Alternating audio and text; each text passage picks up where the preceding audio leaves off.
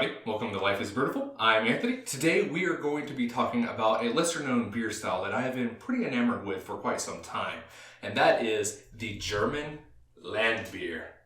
When I first moved to Germany, I was pretty overwhelmed by how many beer styles there were native to this one country. There's hundreds of them, but even more complicated is there's so many lesser beer styles or loose categorizations or just very ambiguous descriptors that separate one beer from another. And I can't think of any beer that encapsulates that better than the German Landbier. It is its own unique thing, and city to city, village to village, town to town, one Landbier could be completely different than another.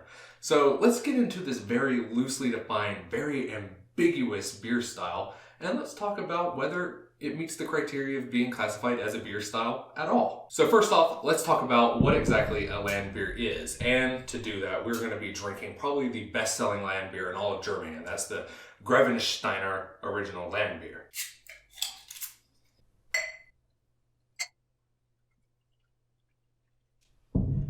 So Landbiers are usually a top fermented lager, unfiltered, giving it a bit of a hazy, opaque look, just a little bit of that unrefined, unfiltered vibe. They're oftentimes kind of lumped together in the same category as some Pilsners, some Keller beers or Zwickel beers, or even like a German Helles lager. On average, they range around the 5% ABV to roughly 20 to 40 IBU. They're often described as having a small, sudsy head, a little carbonation, nothing much, just a little sizzle. Their mouthfeels are usually light but refreshing, and their flavors and aromas are usually bready, straw, touch of sweetness, and a mild floral hop bite. And that's something that the Grevensteiner fits perfectly. It's exactly into the typical description. However, it's important to note that that is just the typical, the average. That doesn't mean that all Landbiers have to fit that descriptor. And what I mean by that is that if you were to walk into your typical Getränkemarkt, your typical beer store, and pick up a Landbier, most likely it will resemble this or be similar to this. However, that doesn't mean it has to be. There's a town not too far away from me that makes a Dunkel Landbier, completely dark, and it's award-winning. It fits the style, it fits the category, it fits the description of Landbier.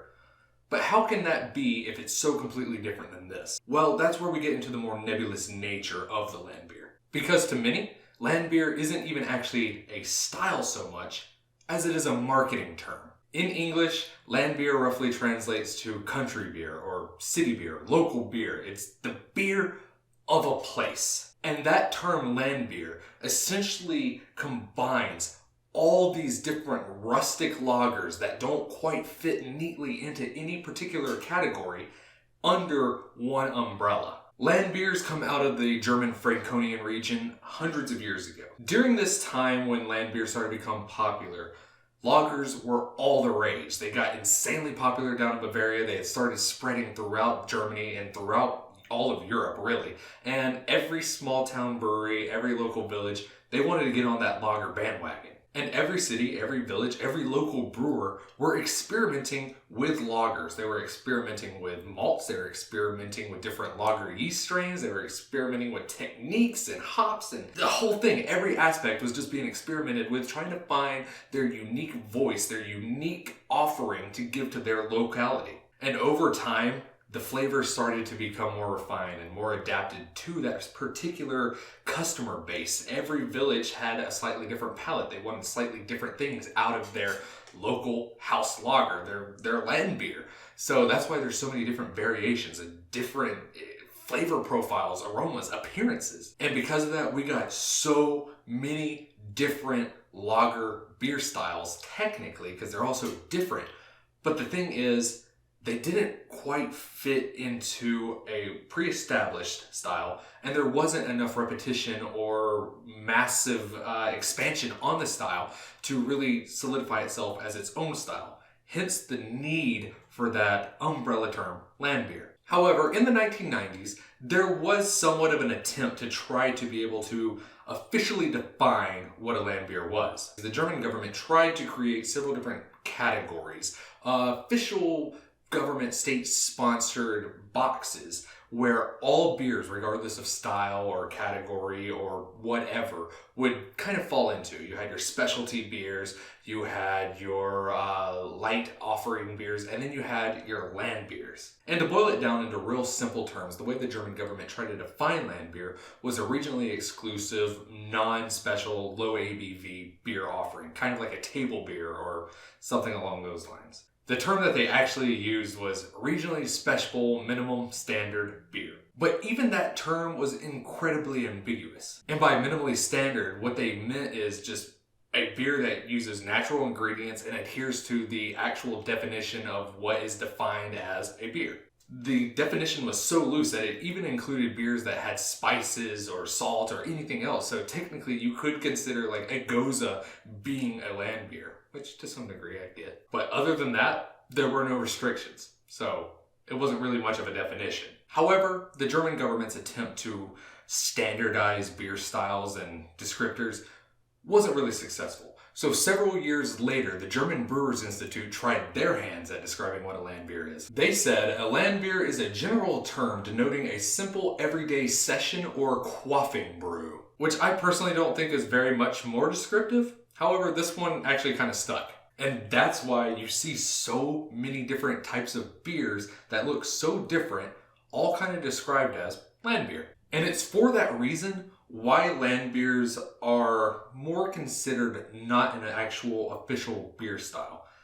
And I understand that. When you're thinking about things in the terms of like BJCP or Beer Judd's Advocate Program or whatever, what you really want to do is put everything down to its simplest base terms. That way it's understandable. That way you're able to have a minimum standard to compare everything that uses that term to be able to decide, does this meet the qualifications for it being this, and how does it rank and stack compared to the base? The problem is it just leaves too much on the table and it leaves too much left behind.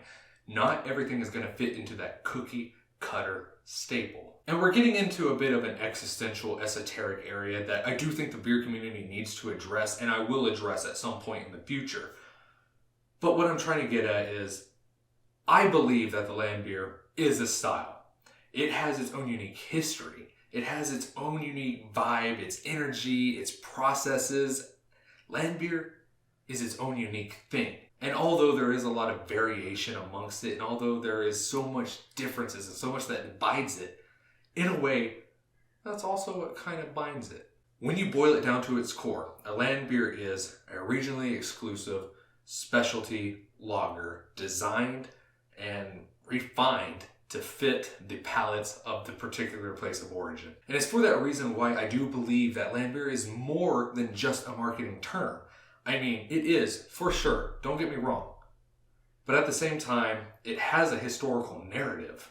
And there's a similar brewing process amongst them all, despite the differences in their actual final product. You know, most of them are lagers, most of them are decoction mash, most of them use noble hops, low ABV. I mean, there's a common thread amongst them all. But that's my 2 cents on that category, so let's get back into the history of the Landbier. We're getting back into the modern day now, and Landbier has actually seen a huge resurgence in Germany. In fact, since 2014, when Grevensteiner was re-released, Landbiers have become so popular that they've actually become one of Germany's best-selling beer styles. It's seen double-digit growth every year since 2014, and it doesn't seem like there's any signs of slowing down. They're currently going after more rustic, more historical, and craftier options away from your bigger name brands such as like Bitburg or your standard German Pilsner. They're wanting a little bit more flavor. They're wanting a little bit more excitement.